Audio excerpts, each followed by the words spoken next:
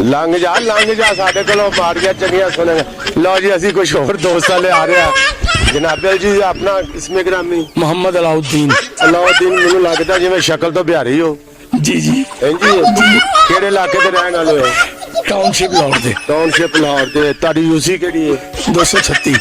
अपना इसमें ग्रामी ते बताता तुहाडा पिछे लिंक सियासत नाल की है? जनाब असी कोई 14-15 साल हो गए ने इमरान खान दे नाल चलने पे। नहीं चेयरमैन हो कौंसलर हो? मैं इलेक्शन लड़िया सी मैं 170 वोटों तो हार गया सा मैं। ते कौंसलर साहब तो पहले ठीक हो गया जी। उससे पहले जी भी कोई जनाब इंटरव्यू दोगे?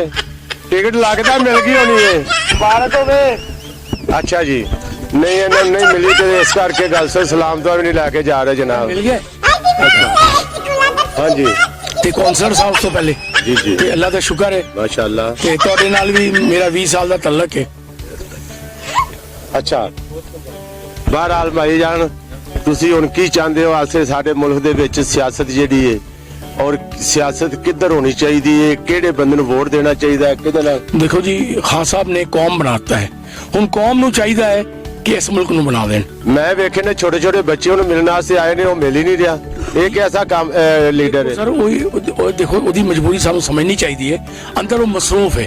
देखो तुसी भी ते सारे लोग ओदे इंतजार च बैठे हो कि की फैसला करता है।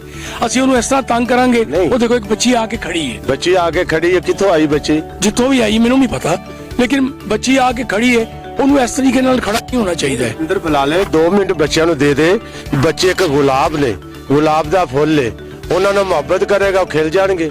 चलो खान साहब बुला भी लेंगे लेकिन मेनू नहीं लगता क्योंकि ਤੁਹਾਡੇ आके बुला लेंगे? नहीं मेरे आके नहीं बुलाएंगे वो बहुत बिजी ने। किसी और दे आके बुला लेंगे। ਅਸੀਂ ਵੀ ਉਹ ਕਿਸੇ ਵੇਲੇ ਲੰਘਦੇ ਲੰਘਦੇ ਖਾਨ ਸਾਹਿਬ ਚ ਕੁਆਲਿਟੀਆਂ ਹੈ ਨੇ? ਹੈ ਨਹੀਂ।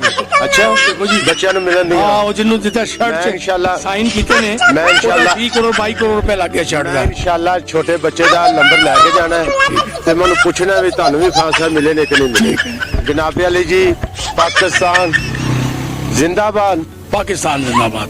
इमरान खान जिंदाबाद। नारा पाकिस्तान पाइंदाबाद। नारा ते लाओ ना पाकिस्तान आस्ते जिंदाबाद। पिछो तुसी बांग्लादेश दे ते तुसी ते बांग्लादेश जो हाथ हटया मेरी बांग्लादेश जो आ छड्या दी।